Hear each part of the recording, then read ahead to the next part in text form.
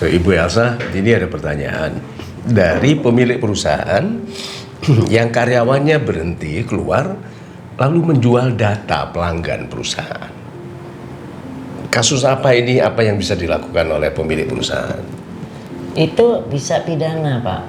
Pidana. Jadi persaingan curang dan kalau biasanya ada perjanjiannya juga bisa digugat juga secara perdata. Perbuatan melawan hukum. Karyawan ini waktu bekerja kan belum ada kontrak atau perjanjian. Katakan saja perusahaan ini perusahaan keluarga gitu, tetapi dalam beberapa tahun sudah mengumpulkan sekian ratus pelanggan. Waktu dia keluar, data pelanggan ini dijual ke perusahaan pesaing. Perusahaan lain. Ada atau tidak ada perjanjian itu tetap pidana. Tetap pidana. Jadi harus hati-hati karena data itu kan ada di tempat perusahaan ini dan dia bekerja.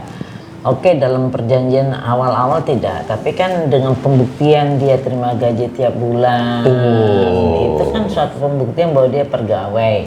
Apalagi sekarang juga ada ceritanya ada BPJS dilaporkan ketenaga kerjaannya, jadi nggak bisa lari. Jadi sudah ada status resmi, terbukti dan tercatat di dalam gaji, kehadiran, atau CCTV di kantor, dia bekerja, masuk menggunakan password ke komputer, itu betul. Bukti bahwa dia sudah karyawan. Karyawan dan juga kan ada jam sosteknya kan, ketenaga kerjaannya. Betul. Taruhlah tidak ada perjanjian khusus ya, tetapi sudah ada perjanjian kerjanya di dalam dia bekerja.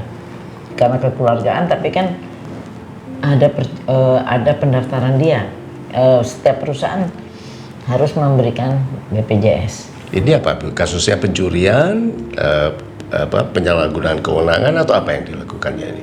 Iya, kalau dia persaingan curang.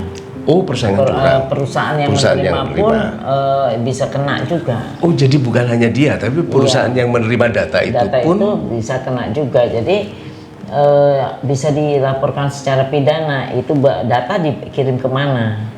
Oh. Jadi nggak bisa main-main gitu.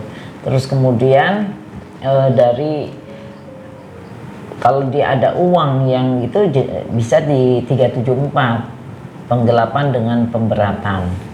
Bukan main. Jadi bisa berlapis.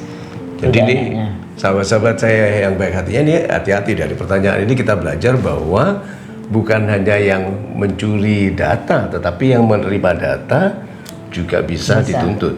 Terima kasih Bu Elsa. Jadi ini sahabat-sahabat kita jadi harus tahu sekali bahwa waktu kita bekerja otomatis ada kewajiban dan tanggung jawab.